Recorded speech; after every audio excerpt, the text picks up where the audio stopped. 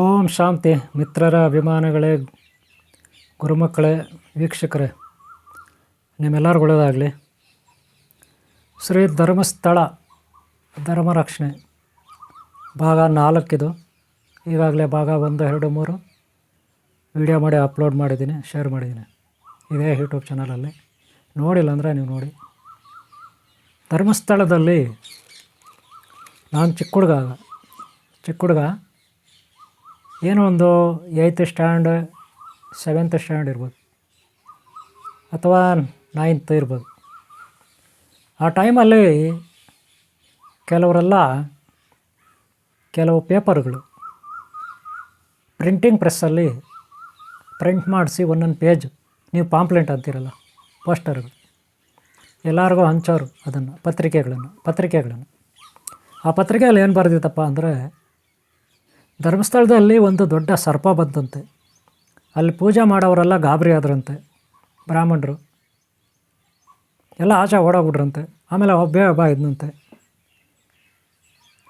ಆಮೇಲೆ ಆ ಸರ್ಪ ಬ್ರಾಹ್ಮಣನ ರೂಪ ತಾಳ್ತಂತೆ, ಮನುಷ್ಯ ರೂಪ. ಅದು ಹೇಳ್ತಂತೆ ಏನಂತಂದರೆ, ನಾನಿಲ್ಲಿ ಪ್ರತ್ಯಕ್ಷ ಆಗಿದ್ದೀನಿ ಅಂತಲೋ, ನಿಮಗೆ ಕಾಣಿಸ್ಕೊಂಡಿದ್ದೀನಿ ಅಂತಲೋ, ಈ ಕ್ಷೇತ್ರವನ್ನು ರಕ್ಷಣೆ ಮಾಡ್ತೀನಿ ಅಂತಲೋ ನೀವು ಒಂದು ಪತ್ರಿಕೆಯಲ್ಲಿ ಪ್ರಿಂಟ್ ಮಾಡಿಸ್ಬೇಕು, ಅಥವಾ ಕೈನಲ್ಲೇ ಬರೀಬೇಕು. 500 ಪತ್ರಿಕೆ, ಎಷ್ಟು ಪತ್ರಿಕೆ? 500 ಪತ್ರಿಕೆ ಪ್ರಿಂಟ್ ಮಾಡಿಸು, ಅಥವಾ ಕೈನಲ್ಲಿ ನೀನು ಬರೀಬೇಕು ಕೂತ್ಕೊಂಡು. ಅದನ್ನು 500 ಜನಕ್ಕೆ ನೀನು ಹಂಚಬೇಕು. ಆ ರೀತಿ ಮಾಡಿದ್ರೆ ನಿನ್ನೆಲ್ಲ ಕಷ್ಟಗಳು ನಿವಾರಣೆ ಆಗುತ್ತೆ, ದಾರಿದ್ರ್ಯ ನಿವಾರಣೆ ಆಗುತ್ತೆ, ರೋಗಗಳು ನಿವಾರಣೆ ಆಗುತ್ತೆ. ಯಾರು ಇದನ್ನು ಹಂಚಲ್ವೋ, ಯಾರು ಅಗೌರವದಿಂದ ನೋಡ್ತಾರೋ, ಕೆಟ್ಟದಾಗ ನೋಡ್ತಾರೋ ಅವ್ರಿಗೆ ಕೆಟ್ಟದಾಗುತ್ತೆ. ಯಾರು ಭಕ್ತಿಯಿಂದ ಇದನ್ನು ಹಂಚ್ತಾರೆ, ಕನಿಷ್ಠ 50 ಪತ್ರಿಕೆ ಆದರೂ 50 ಜನಕ್ಕೆ ಹಂಚಬೇಕು. ಈ ರೀತಿ ಆ ಭಗವಂತನ ಆಶೀರ್ವಾದ ಆಯ್ತಂತೆ, ಆದೇಶ ಆಯ್ತಂತೆ, ನಿರ್ದೇಶನ ಆಯ್ತಂತೆ. ಆದಿಶೇಷನು ಪ್ರತ್ಯಕ್ಷ ಆಗಿದ್ದ, ಈ ರೀತಿ ಹೇಳ್ದ. ಯಾರಿಗೆ? ಒಬ್ಬ ಬ್ರಾಹ್ಮಣನಿಗೆ, ಪೂಜೆ ಮಾಡೋ ಬ್ರಾಹ್ಮಣನಿಗೆ. ಆಮೇಲೆ ಮನುಷ್ಯ ರೂಪ ತಾಳ್ದ, ಬ್ರಾಹ್ಮಣರ ರೂಪ ತಾಳ್ದ ಆದಿಶೇಷ. ಅವ್ರ ಜೊತೆ ಮಾತಾಡ್ದ, ಕೂತ್ಕೊಂಡ, ಹೇಳ್ದ. ಈ ರೀತಿ ಆ ಒಂದು ಪತ್ರಿಕೆಯಲ್ಲಿದೆ. ಅದನ್ನು ಹಂಚಬೇಕು. ಯಾರು ಹಂಚುತ್ತಾರೆ ಅವ್ರಿಗೆ ಒಳ್ಳೆಯದಾಗುತ್ತೆ, ಯಾರು ಅಗೌರವ ತೋರಿಸ್ತಾರೆ ಅವ್ರು ಕೆಟ್ಟದಾಗುತ್ತೆ. ಇದು ಈಗ ಕೆಲವ್ರ ಹತ್ರ ದುಡ್ಡಿರುತ್ತೆ. ಈಗಾದರೂ ಮೊಬೈಲ್ ಇದೆ, ಸ್ಟೇಟಸ್ಗಳೆಲ್ಲ ಅಲ್ಲಿ ಇಲ್ಲಿ ಕಳಿಸ್ಬಿಡ್ತಾರೆ ಮೊಬೈಲ್ಗಳಲ್ಲಿ, ಪತ್ರಿಕೆಗಳು ಅಲ್ವಾ. ಆವಾಗ ಮೊಬೈಲ್ಗಳೆಲ್ಲ ಇರಲಿಲ್ಲ. 1982ನೇ ಇಸ್ವಿ, 83ನೇ ಇಸ್ವಿ, 84ನೇ ಇಸ್ವಿ, 1984, 83ನೇ ಇಸ್ವಿ ಕಥೆ ಹೇಳ್ತಾರೆ ನಾನು. ಕೆಲವ್ರಿಗೆಲ್ಲ ಹಿರಿಯರಿಗೆ ಇದು ಗೊತ್ತಿರುತ್ತೆ, ಈ ವಿಚಾರ ಗೊತ್ತಿರುತ್ತೆ. ಇದು ಒಂದೇ ಪತ್ರಿಕೆ ಅಲ್ಲ, ಇನ್ನೂ ಏನೇನೋ ಹನುಮಾನ್ ಚಾಲೀಸ ಬಗ್ಗೆ, ಇನ್ನೊಂದು ಯಾವುದೋ ದೇವಿ ಬಗ್ಗೆ, ಇನ್ನೊಂದೆಲ್ಲೋ ತಿರುಪತಿನಲ್ಲಿ ಏನೋ ಘಟನೆ ನಡೀತು. ಈ ರೀತಿಯೆಲ್ಲ ಅವಾಗ ಕಥೆಗಳು ಬರೆದು ಬಿಡೋರು ಪತ್ರಿಕೆಗಳಲ್ಲಿ. ಅದು ಹಂಚಬೇಕು, ಹಂಚಲಿಲ್ಲ ಅಂದರೆ ಅವ್ರು ಕೆಟ್ಟದಾಗುತ್ತೆ ಅನ್ನೋ ಥರ. ಸರಿ, ನಾವು ಭಯ ಗಡ ಅಂತ ನಡುಗ್ತಾ ಇರುತ್ತೆ. ಹಂಚಲಿಲ್ಲ ಅಂದರೆ ಎಲ್ಲಿ ಕೆಟ್ಟದಾಗ್ಬಿಡ್ತು ಅನ್ನೋ ಭಯ. ಅಷ್ಟೇ ಅಲ್ಲ, ಯಾರು ಇದನ್ನು ಬಿಸಾಕಬಾರ್ದು. ನಿಮ್ಗೆ ಇಷ್ಟ ಇಲ್ಲ ಅಂದರೆ ಪತ್ರಿಕೆ ಓದ್ಬಿಟ್ಟು, ನಿಮ್ಗೆ ಇಷ್ಟ ಇಲ್ಲ ಅಂದರೆ ಯಾರಿಗಾನ ಬೇರೆಯವ್ರು ಕೊಟ್ಬಿಡಿ. ಆ ರೀತಿ ಕೂಡ ಹೇಳೋರು.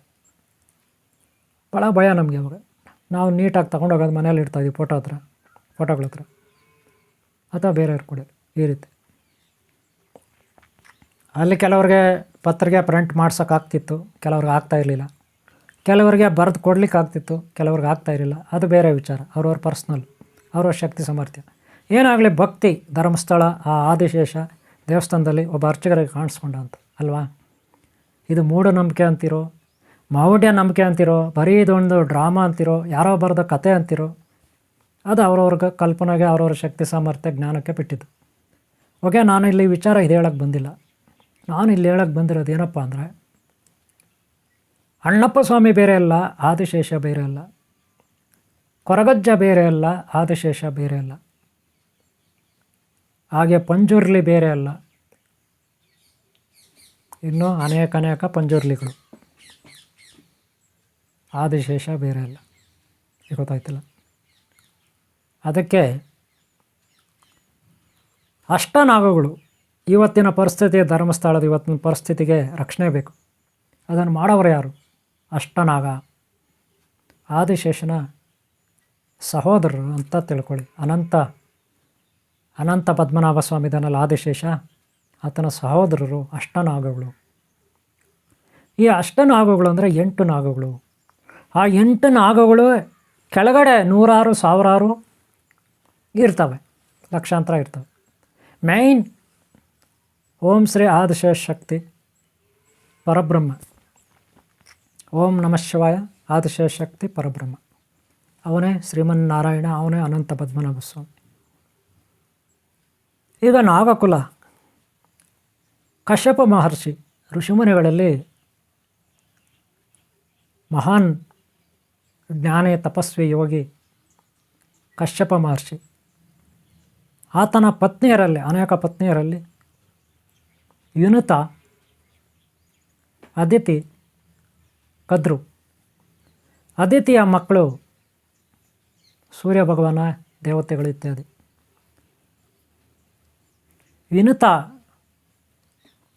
ವಿನುತ ಮಕ್ಕಳು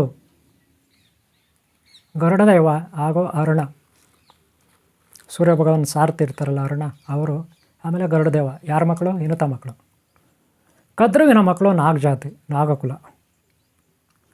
ಅದರಲ್ಲಿ ಮೇಯ್ನು ವಾಸುಕಿ ನಾಗ, ಪದ್ಮನಾಗ, ಶ್ವೇತನಾಗ, ಅನಂತ ಇತ್ಯಾದಿ 8 ನಾಗಗಳು ಇರುತ್ತೆ. ಆ 8 ನಾಗಗಳನ್ನ ಒಂದು ಸಾರಿ ನೋಡ್ಕೊಬಿಡಿ, ನಾನು ತೋರಿಸ್ತೀನಿ.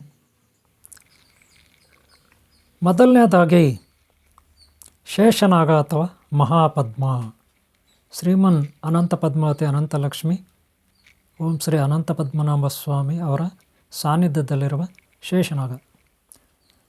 ಎರಡನೇದಾಗಿ ಶಿವಶಕ್ತಿ, ಶಿವಪಾರ್ವತಿ ಅಂದರೆ ಶಿವನ ಕೊರಳಲ್ಲಿರ್ತಕ್ಕಂಥ ವಾಸುಕಿ. ಈತನೇ ಈಗ ನಾಗಲೋಕಕ್ಕೆ ನಾಗರಾಜ. ವಾಸುಕಿ ಎರಡನೇದಾಗಿ, ಗೊತ್ತಾಯ್ತಲ್ಲ. ನಾಗಲೋಕಕ್ಕೆ ನಾಗರಾಜನಾಗಿ ಈಗ ಕಾರ್ಯನಿರ್ವಹಿಸ್ತಾ ಇದ್ದಾನೆ. ವಾಸುಕಿ ಮಹಾರಾಜ, ನಾಗರಾಜ. ಓಕೆನಾ. ಇನ್ನು ಮೂರನೆಯದಾಗಿ ಶ್ವೇತನಾಗ ಅಂದರೆ ಸದಾಶಿವ ಅಥವಾ ಯೋಗೇಶ್ವರ ಅಥವಾ ಸದ್ಗುರು ಮುಕ್ತಿ ಕೊಡ್ತಕ್ಕಂಥ ಯೋಗೀಶ್ವರನ ಜೊತೆಯಲ್ಲಿರ್ತಕ್ಕಂಥ ಶ್ವೇತನಾಗ. ಇದು ಮೂರನೆಯದಾಗಿ ಎಲ್ಲರಿಗೂ ಮುಕ್ತಿ ಕೊಡ್ತಕ್ಕಂಥ, ನಾಗಮಣಿ ಕೊಡ್ತಕ್ಕಂಥವನು. ಇನ್ನು ಅಲ್ಲಿಂದ ನಾವು ನಾಲ್ಕನೆಯದಾಗಿ ಕಾಳಿಂಗ ಸರ್ಪ, ಕಾಳಿಂಗ ನಾಗ. ಈ ಕಾಳಿಂಗ ಮರ್ದನ ಶ್ರೀಕೃಷ್ಣ ಭಗವಾನನ ಕಾಲದಲ್ಲಿ ನಿಮ್ಗೆ ಗೊತ್ತಿದೆ, ಗೋಗಳನ್ನು ಮೇಯಿಸ್ತಕ್ಕಂಥ ಶ್ರೀಕೃಷ್ಣ ಭಗವಾನನ ಅನುಚರರು. ಆಗ ಗೋಗಳೆಲ್ಲ ನಾಪತ್ತೆ ಆಗುತ್ತೆ ಸ್ವಲ್ಪ, ಅದು ಸರಾವರದಲ್ಲಿ. ಓಕೆನಾ. ಇನ್ನು ಐದನೇದಾಗಿ ನಿಮಗೆ ಇಲ್ಲಿ ನಾವು ಕಾರ್ಕೋಟಕ ನಾಗ. ಕಾರ್ಕೋಟಕ ನಾಗ ಅಂದರೆ ಸರ್ಪಗಳಲ್ಲಿ ಒಳ್ಳೆಯದು ಇರುತ್ತೆ, ಕೆಟ್ಟದ್ದು ಇರುತ್ತೆ, ನಿಮಗೆ ಗೊತ್ತಿರ್ಬೋದು. ಅನಂತರ ಆರನೇದಾಗಿ ಭೂದಾರ ನಾಗ, ಆಧಾರಭೂತ. ಗೊತ್ತಾಯ್ತಲ್ಲ, ಪಾತಾಳ ನಾಗ ಅಂತಿರಲ್ಲ ನೀವು, ಆ ರೀತಿ ಪಾತಾಳ ಲೋಕ, ಇನ್ನೊಂದು ಮತ್ತೊಂದು ಈ ರೀತಿ ಬರುತ್ತಲ್ಲ ಹಾಗೆ. ಇನ್ನು ಏಳನೇದಾಗಿ ಪದ್ಮನಾಗ. ಮೊದಲು ನೀವು ಮಹಾಪದ್ಮ ನೋಡಿದ್ರಿ, ಈಗ ಪದ್ಮನಾಗ ನೋಡ್ತಾ ಇದ್ದೀರ. ಗೊತ್ತಾಯ್ತಲ್ಲ. ಮೊದಲು ಶೇಷನಾಗ ಅಥವಾ ಅನಂತ ಅಥವಾ ಪದ್ಮನಾಗ ನೋಡಿದ್ರ ಫಸ್ಟು, ಗೊತ್ತಾಯ್ತಲ್ಲ. ಆಗ ಮಹಾಪದ್ಮ ನೋಡಿದ್ದು, ಈಗ ಪದ್ಮನಾಗ ನೋಡ್ತಾ ಇರೋದು ನೀವು, ಗೊತ್ತಾಯ್ತಲ್ಲ. ಮೊದಲು ಮಹಾಪದ್ಮ, ಅನಂತರ ನೀವು ಶಂಖಪಾಲ 8ನೆಯ ನಾಗ. ಈಗ ನೋಡಿದ್ರಲ್ಲ 8 ನಾಗಗಳು, ನೀವು 8 ನಾಗಗಳು ನೋಡಿದ್ರಲ್ಲ. ಈ ಅಷ್ಟನಾಗ ಅಂತ ನಾವು ಕರಿತೀವಿ.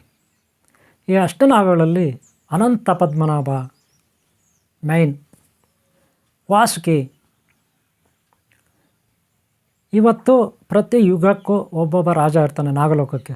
ಈಗ ವಾಸುಕಿನೇ ಅಲ್ಲಿ ನಾಗರಾಜ. ನಾಗರಾಜ ಅಂದರೆ ಒಂದು ಸ್ಥಾನ. ನೀವು ಹೆಗಡೆ ಅಂತಿರಲ್ಲ, ಹೆಗಡೆ, ಗೌಡ, ರೆಡ್ಡಿ ಅಂತಿರಲ್ಲ, ಹಾಗೆ ಒಂದು ಸ್ಥಾನ ಅದು. ಒಂದು ಸ್ಥಾನ ಅಂದರೆ ಈಗ ನೀವು ಗೌಡ ಅಂತೀರ, ರೆಡ್ಡಿ ಅಂತೀರ, ಹೆಗಡೆ ಅಂತೀರ, ಅದೊಂದು ಸ್ಥಾನ ಅಷ್ಟೇ. ಹಾಗೆ ನಾಗರಾಜ ಅಂದರೆ ನಾಗಲೋಕಕ್ಕೆ ಯಾರು ರಾಜರೋ ಅವರನ್ನು ನಾಗರಾಜ ಅಂತೀವಿ. ಈಗ ಅಲ್ಲಿ ರಾಜ ಯಾರು? ವಾಸುಕಿ ರಾಜ. ಈಗ ಯಾರು? ವಾಸುಕಿ. ಯಾರ ಮಗ? ಕದ್ರು ಮಗ, ಕಶ್ಯಪ ಮಹರ್ಷಿ ಮಕ್ಕಳು. ಅರ್ಥ ಆಯ್ತಲ್ಲ. ಈ 8 ನಾಗಗಳು 8 ಲೋಕಗಳನ್ನು ನೋಡ್ಕೊಳ್ತಾರೆ. ನಾಗಲೋಕ ಒಂದೇ ಅಲ್ಲ, ಅದ್ರ ಕೆಳ ಒಬ್ಬರು ನಾಗಜಾತಿಯ ಅಂಶ ಸ್ವರೂಪ ಅಣ್ಣಪ್ಪ ಸ್ವಾಮಿ, ಗೊತ್ತಾಯ್ತಲ್ಲ. ಹಾಗೆ ಪಂಜುರ್ಲಿ ಅಂತ ನೀವು ಏನು ಕರಿತೀರಿ ಅವರು ಕೂಡ ನಾಗ ಅಂಶ. ಹಾಗೆ ಅಷ್ಟರುದ್ರರು ಈರಭದ್ರ ಅಂತ ನೀವು ಯಾರನ್ನು ಕರಿತೀರಿ ಅವರು ಕೂಡ